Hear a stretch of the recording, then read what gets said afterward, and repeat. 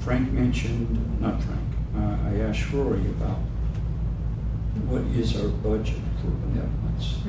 And on a 350K budget, what's allotted for benevolence is 1/2%, which based on, and I said, what's your greatest number of calls? He says it's utilities, food, clothing, and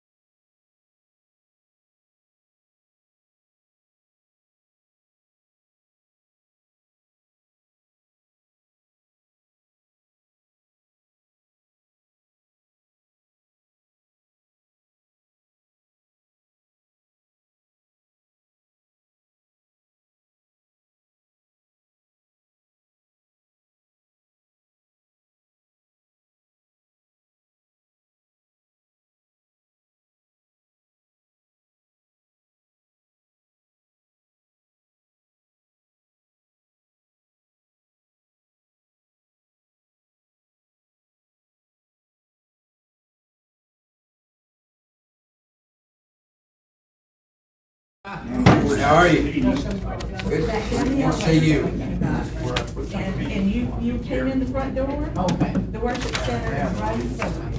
And I'll be down here, I'll be, you I'll show me how to people, get I will show you around. In Great. fact, I'll help you get downstairs if you need. Good morning, glad you woke up. You know about the Yeah, elevator? we keep up on Right. If you live, Yeah, just heard to Brandon. obviously wasn't in the I military. need to go back downstairs with one of those flowers I brought. Okay. And then I'll be back. Okay.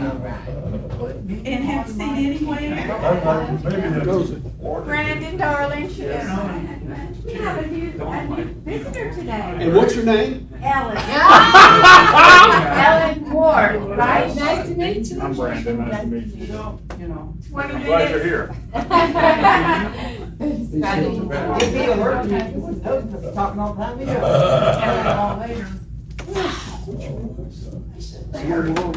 Donna needs to get back to speak. I miss my church. Really, I want to get involved as quickly as possible. Sunday school and church again, so I'm kind of lost my way around, but I'm getting there. It'll take a while. Yeah. I know when I first came to Oakville, You know, I don't take jewelry on. Plus, you can find a way around. No problem. Yeah, thank goodness these phones are real good at helping us find our way back home. Yeah. I appreciate it. And then when it goes dead, you're. Oh yeah, you're back to square one. Yes, because I'm going, what do you mean you're dead? We have a I have no son sense of direction. that can't find his way out of a paper bag. Literally. Some days it just doesn't matter. Yes. Bobby, I saw your garage is under construction now. Man, I cannot quit yawning. Good.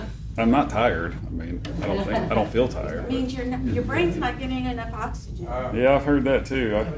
I'm breathing, but I don't know what's going on. Oh, my iWatch actually monitors your blood oxygen level. Yeah, I got one too. Oh, thank you. Yeah, he makes it fresh. I don't know if I've got it doing the blood oxygen thing or not. Well, if it's bad enough, you should probably know. I probably wouldn't need my watch to tell me. It does tell me my heart rate if I wanted to, Yeah, it but does. It would be nice if it was also monitoring your blood sugar for us that have that problem. I'm sure eventually we'll have those wearable It's devices. coming. It's coming, yeah, because that would be a really good Well, one. you can buy a device that'll do that, but it's specialized. Yeah, right. Yeah, but hopefully one day it'll be as convenient as just putting a ring on your finger or a watch on your Yeah. finger. You shut that door, Bobby. Go away, Rick. You just What did Rick do? The only one worse He is just if you keeps get talking. Doug talking. oh well, yeah. He knows it. I tell it to his face. Doug's definitely a competitor when it comes to talking. All right. Well, we'll go over the announcements first. Good morning, everyone. Welcome Good to morning. Sunday School. Glad to see you guys here. There's a potluck dinner coming up with a special business meeting on this Wednesday, the 29th. So I imagine they'll be discussing more about the property. I'm not sure. Doesn't say. Well, mostly Yeah. the budget. The budget. That's what it's for. It's not the It's property. the budget. It is. We gotta get the budget first. It is for the budget. Yeah, that would be, yeah, So we that's, need enough people there to approve it. it's pretty. We need a pretty important. quorum. Yes. And they're looking for, or we, as a church are looking for help out on Wednesday nights for these kids who so the kids are taking on this challenge to study a book of the Bible, the book of Mark, and they Hannah and the folks that oversee the youth and the children are looking for volunteers to. It says we need 2 volunteers for each of the 6 Wednesdays that we will meet this summer. And if you want to sign up for that, call or text Hannah with information, the dates that you're available, and the activity that you would be comfortable leading. I'm not really sure what all activities are there or potential, but Hannah will have all of that information, so contact her. Summer school supply drive. So this summer from the 19th to the 17th, this July from the 19th to the 17th. The youth will be hosting a school supply collection, and they're going to take those school supplies and distribute them to some organizations that we're supporting this year, which are the Appalachian Ministries of the Smokies, and Olive Branch Ministries, the Secret City Academy, and then also Agape. Excuse me, Yes.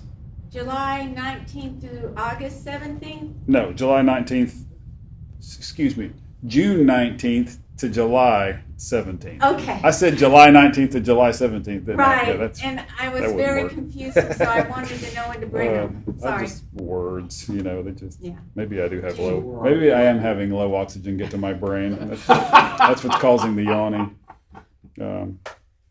So anyway, it mentions some, a list of items here: the girls' backpacks, small, large, or high school size; boys' high school backpacks; binders from 1.5 inch to 3 inch; pencil boxes, and red ink pens, college ruled paper.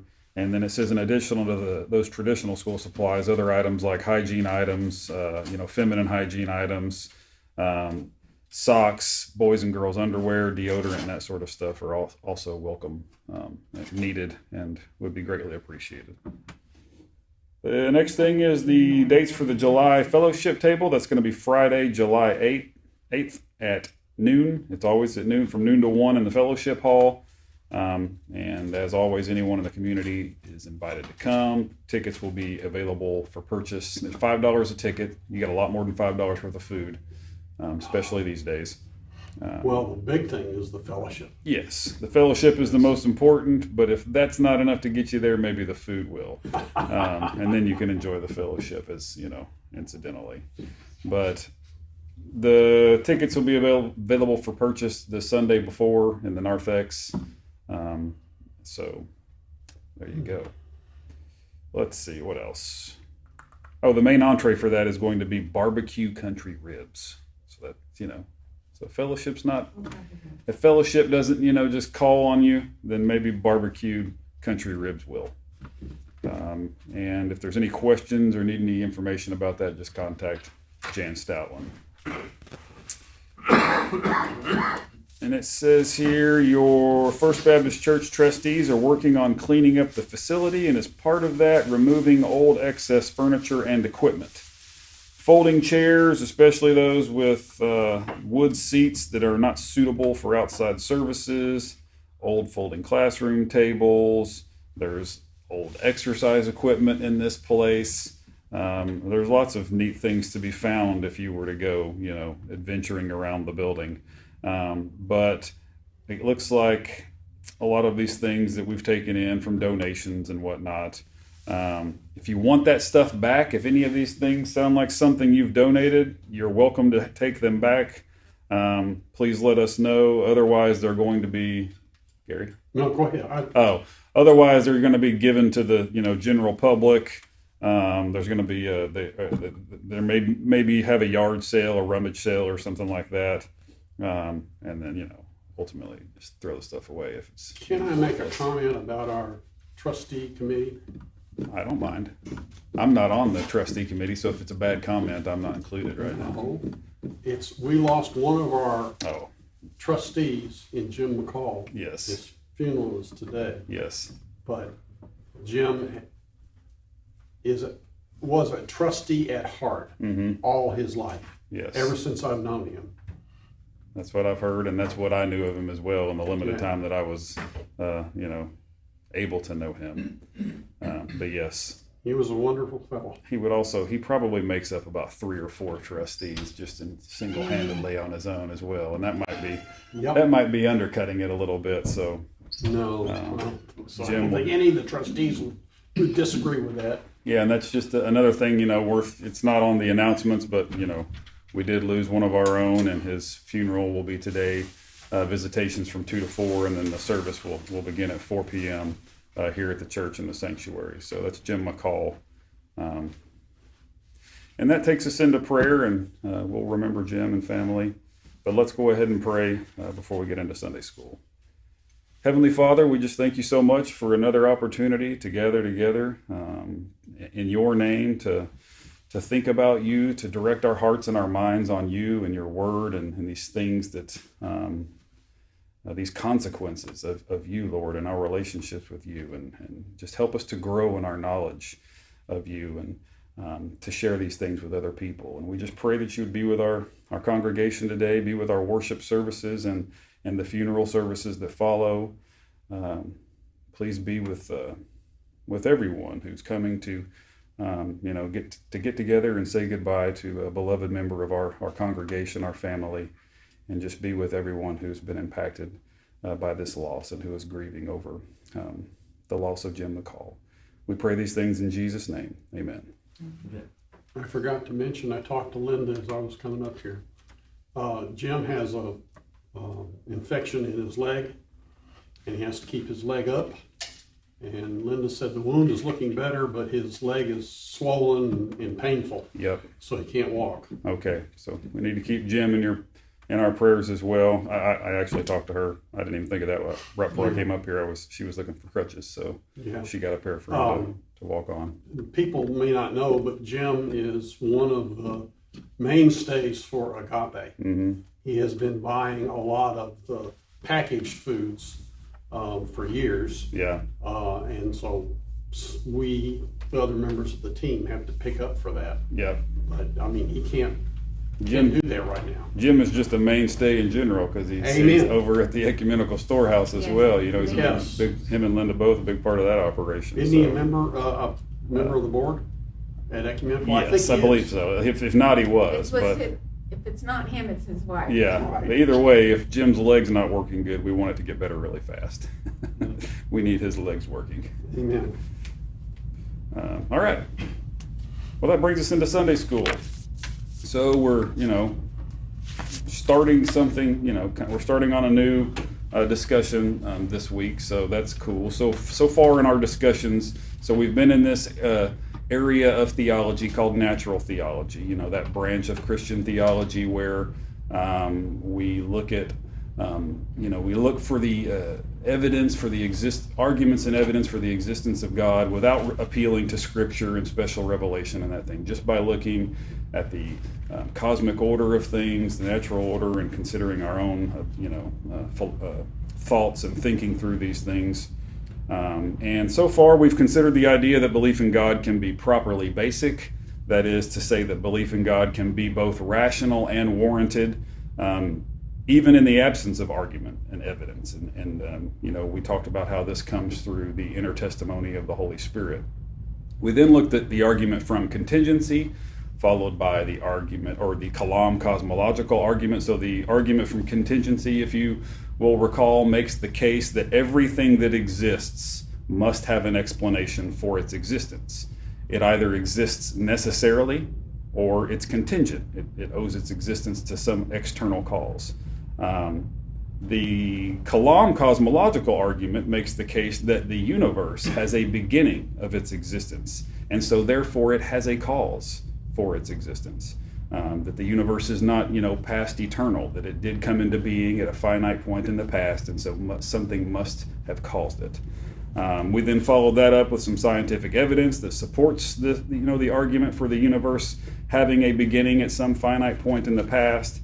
And then that was followed by our most recent discussion last week, where we talked about the teleological argument, or the argument from design, which makes the case for a cosmic designer based on the fine-tuning of the universe. So today we turn to a new argument, which is called the moral argument for God's existence. And so the easiest way that we can begin to think about this argument is by asking ourselves, can we be good without God? And, just to be clear, the question is not, can we be good without believing in God? We know that people can be good without believing in God. That's that's not the claim, that's not the question. It would be ignorant to claim that people couldn't be good without believing, that people can't be good without believing in God. But that's not the question. The question is, can we be good without God? So what this question does is it forces us to consider the nature of moral values. What are they? Are they just our moral values? Are these values that we hold dear, that guide our lives? Are they just social conventions? like holding the door for someone or greeting someone with a smile, that sort of thing? Or are they, even less than that, merely just expressions of personal preference, such as preferring, chocolate over vanilla or something like that? Or are they something, more binding, more concrete than mere personal preference or social convention? So some philosophers believe that that morality provides a good argument for the existence of God. And so the argument goes like this. Premise 1, if God does not exist, objective moral values and duties do not exist. Premise 2, objective moral values and duties do in fact exist, so therefore the conclusion is God exists. So it's really an ironclad argument. If the two premises are true, that conclusion necessarily follows. It's logical. This is probably my favorite argument, when it comes to talking about God's existence from, these natural theology arguments, just because of how simple and yet powerful I think the argument becomes. So let's take a look at the two premises and see what objections might be raised against them. But before we do that, a couple of things to start with. We're distinguishing between, this argument distinguishes between it mentions values and duties. So we're distinguishing between values and duties. And so what is that? So values have to do of whether or not something is good or it's bad, whereas duties have to do with whether something is right or wrong to do. So it's easy to confuse kind of the concepts of, good and right, bad and wrong, but there is an important distinction there. I think you'll notice they're not the same thing. So duty has to do with moral obligation, what you ought or ought not to do in a certain circumstances. But obviously, you're not morally obligated to do something just because it would be good for you to do it. How many of us succeed at that, right? For example, it'd be good for us all to, go to the doctor for an annual checkup or the dentist or whatnot, but you're not morally obligated to go to the doctor for an annual checkup. It would be good for you to get some form of daily exercise, to, eat healthier, read more, whatever. There's an endless list of things that are good for us to do that we ought to do in the sense that it's good for us, but we're not morally obligated to do them. And so, it's simply not the case that because something is good to do that you have a moral obligation or a duty to do it. Yes, Gary? Could you repeat the two premises? If God does not exist, objective moral values and duties do not exist. God does, or objective moral values and duties do exist, would be premise 2. That's the argument that these things, that there are such thing as objective, moral values and duties, and so therefore God exists. If the same philosophical argument can be applied to the devil, if evil if evil exists, then the devil exists. Back when I was first becoming a Christian, I thought, well, the concept of the devil is ridiculous. It doesn't exist. He's not there. But the older I get, the more I see that the devil is actually active in the world. I think you could make the case that evil exists. I don't think it necessarily follows that this figure, the devil, would exist or be the cause of it. I think you still have to have God. If you believe that evil exists, that something can actually be so wrong, so morally wrong that we would call that evil, you need God for that. And yes, it's the same argument here. I don't know that you could make a case that you have to have a devil for that, though. But that's we can talk about that as time goes on. So think of an extreme situation where you have the ability, just to kind of get at these, this distinction between something being good and values and duties, between something being good and wrong. So think of a situation where you are good and bad and wrong versus good and right. If you think of an extreme situation, say where you have the ability to save the life of one of two people, it's equally within your hands to save one of these people. You can choose to save one or the other, but it would be impossible for you to save both. No matter what choice you make there, it's a bad state of affairs. But it's not morally wrong for you to choose a person to save, right? I mean, no matter what, the morally wrong choice would be to refrain from saving either one of them, because what can you say? I can't save both of them, so I won't save either one of them. Right. That would be the, you could argue that's the morally wrong choice, but it wouldn't be morally wrong for you based on whatever factors you have to choose one anyway. So, or none. So that's kind of an extreme example to kind of get this distinction across. So good and bad have to do with value, right and wrong have to do with obligation. Unfortunately, our doctors have to make that decision almost daily. Sure, they probably on do. Who they have to save, or who they can save and who they That's can't. true. I mean, think of how many people come into the hospital and, they have to figure out how to prioritize. Yeah, that's another good, more, Spoken common. as an ex-Navy nurse Yeah. who's Yeah. practicing triage. Yeah. So that's a very good example. Doctors having to, make those calls and usually on the fly. So another distinction that's presented in the first premise is the difference between, we said objective moral values and duties. So there's this difference between something being objective versus it being subjective. So the premise one again says if God does not exist, objective moral values and duties do not exist. So by objective, we mean independent of people's thinking, people's opinions. Subjective means dependent on what people think and their opinions, that sort of thing. So to say that there are objective moral values is to say that something is good or bad innately, inherently, independent of what people think about it. And then similarly, to say that we have objective moral values and duties is to say that certain actions are right or wrong for us, regardless of what people think about it. So the extreme example that was, provided in the lesson plans that I've been reading over for this says, for example, say that the Holocaust was objectively wrong is to say that it was wrong even though the Nazis who were carrying out these atrocities believed it was the right thing to do. And it would have still been wrong had they succeeded in convincing everyone on the planet that what they did was right and gotten rid of, the people who they wanted to get rid of. So that if everyone that remained in the world from then on, or at least or for a time, agreed that the Holocaust was the right thing to do, it would still have been wrong. That's what it means for it to be that's what it means to say the Holocaust was objectively wrong.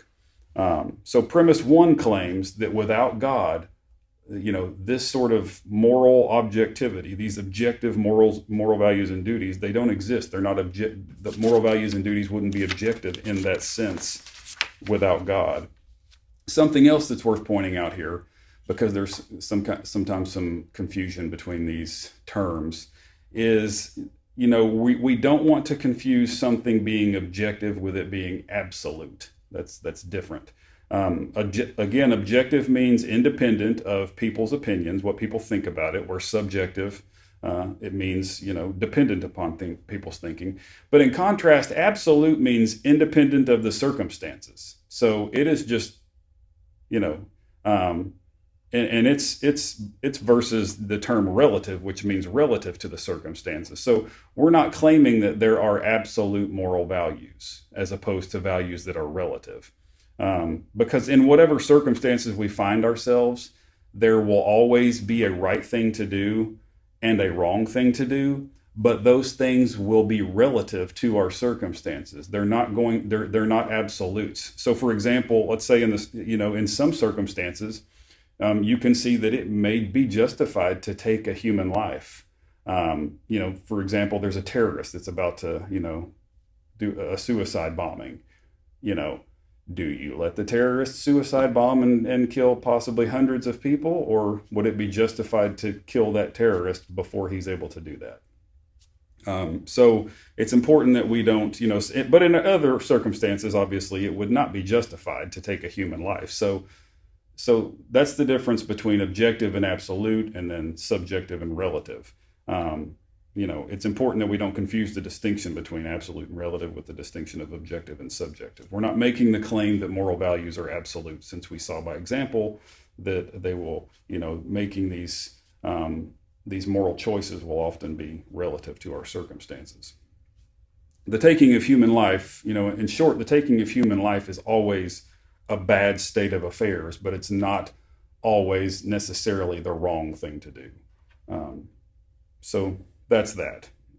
So with that out of the way, let's take a look at premise 1. If God does not exist, objective moral values and duties do not exist. Is this premise, is this argument, this claim more plausibly true than not? So traditionally, moral values have been rooted or based in God. But if God does not exist, then what is the basis of moral values?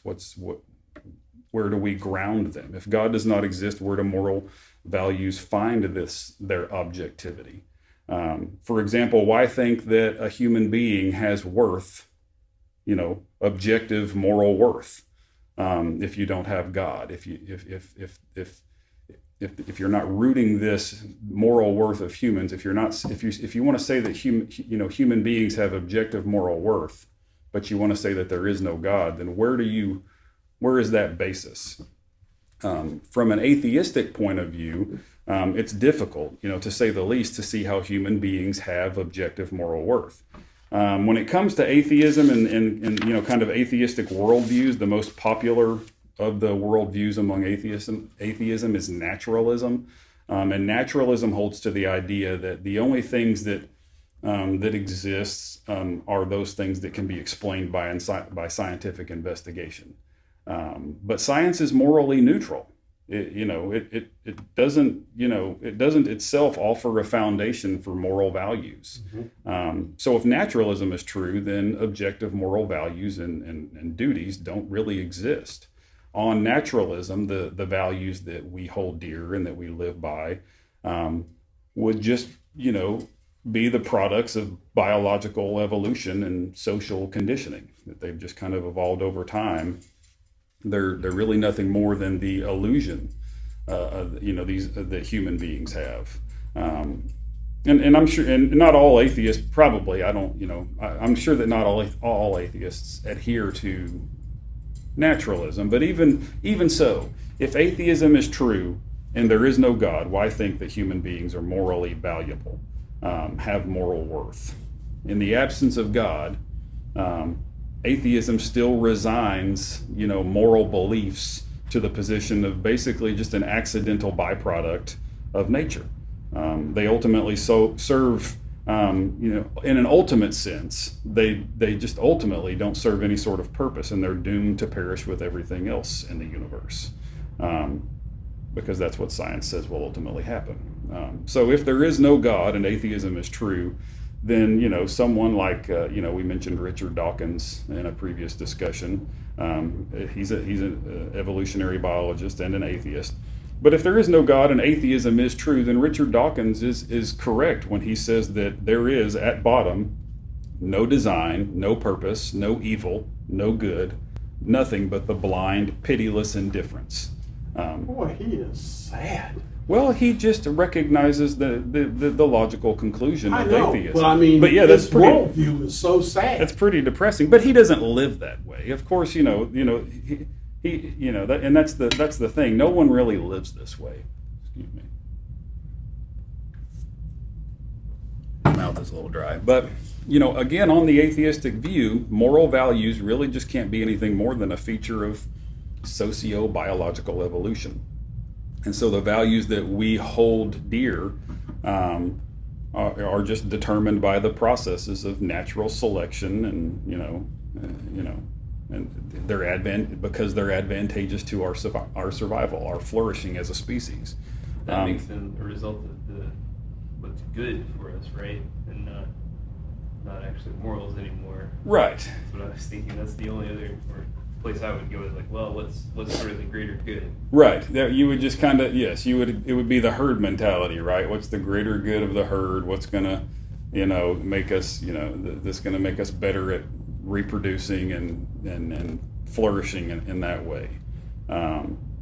So, but on the atheistic view, there just doesn't seem to be anything that makes the morality of human beings objectively true. It would be resigned to this lower level of just being, kind of subjectively true, even if most people are in agreement with it. But if there was no morality, there would be actually no good or bad either.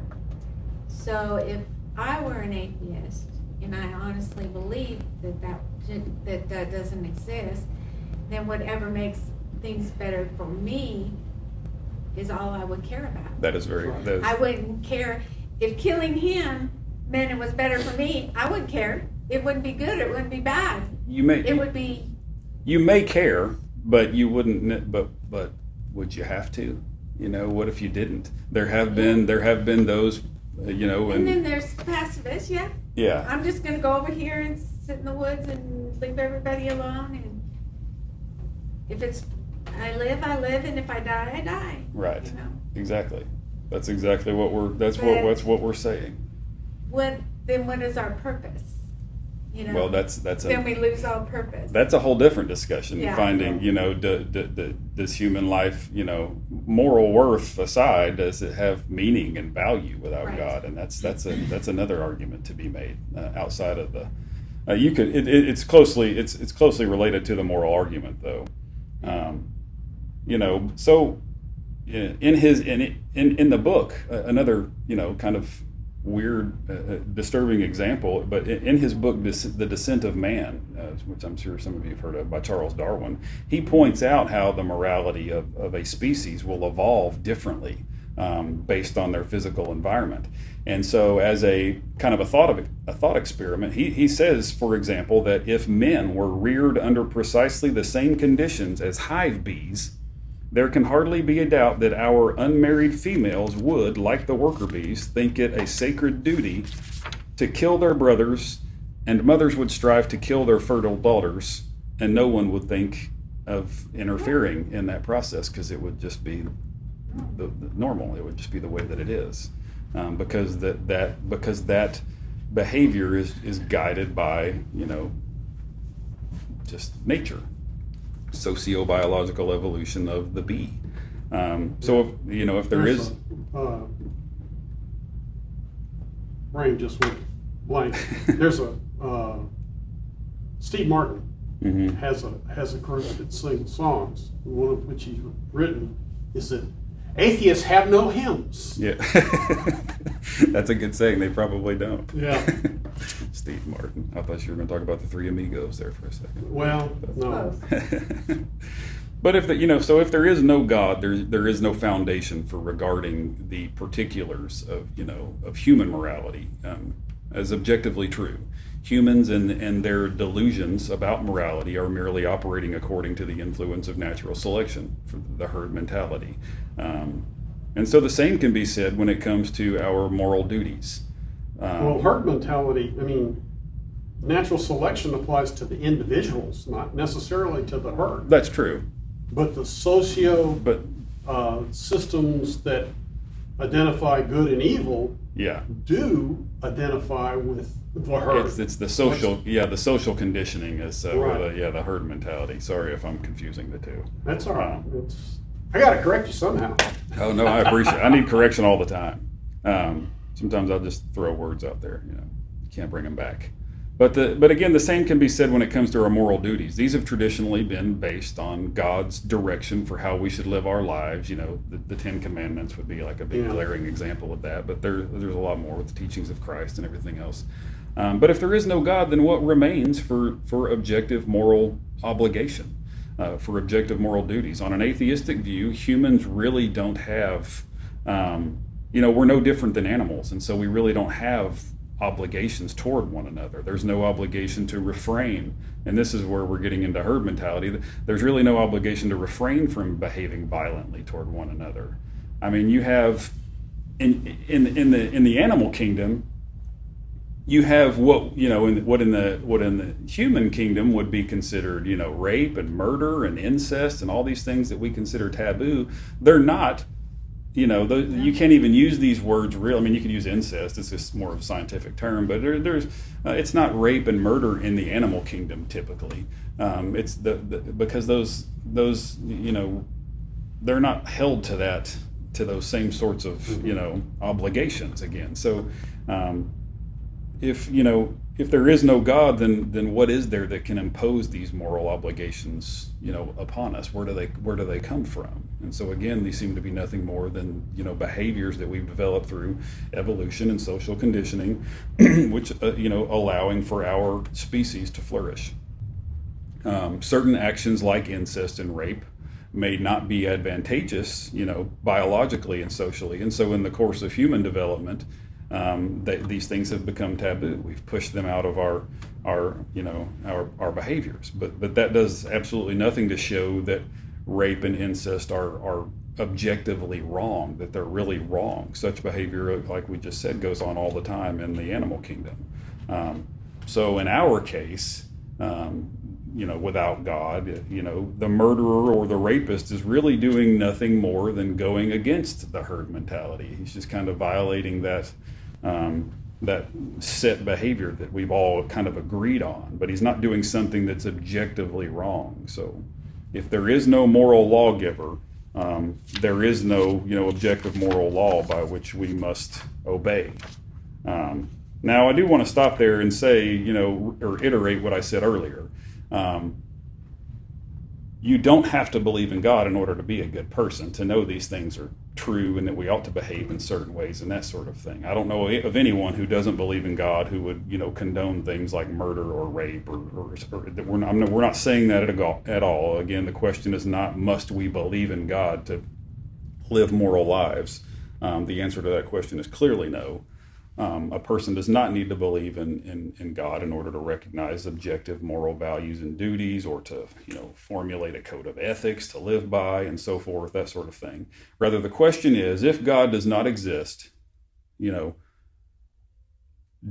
objective moral values and duties exist? This isn't about the necessity of believing in God in order to recognize that objective moral values and duties exist. Rather, it's about the necessity of God for objective morality. Belief in God is not necessary for objective morality, but God is necessary for there to be objective morality.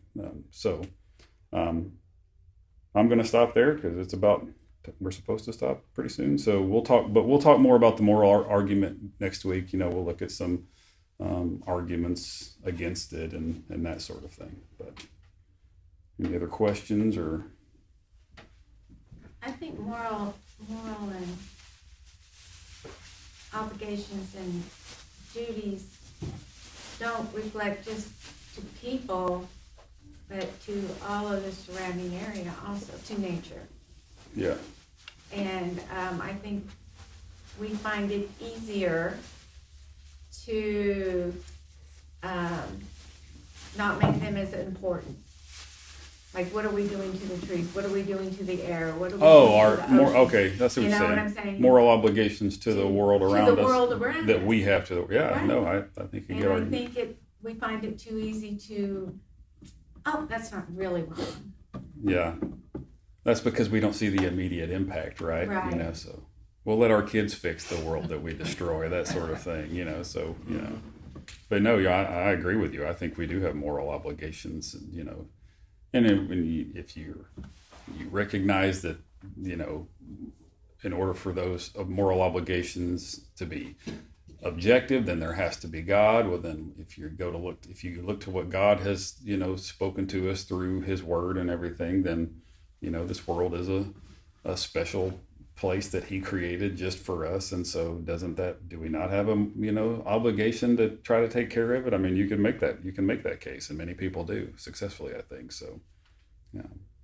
But It said pretty clearly that we are in charge of taking care of yes. Yes. Yeah. Yes. But, if we're not taking care of each other, who's going to care about taking care of the world? I think it makes that, I think those things, if we really gave our all and put our hearts towards taking care of one another, I think we just would take care of the world. Would have nature to know as much as we could. I think that would be just a natural consequence. So I do think that immediate focus, and of course, what God and Christ and emphasized was loving one another and taking care of one another. So, but yeah, if we're approaching everything through our relationship with God, then I think taking care of the natural world would be something that we just did. That we just That'll preach. yeah. I'll let somebody else preach it, but I think it's true. All right, guys. I'll see you down there in the worship service. Yep. Thank you very much.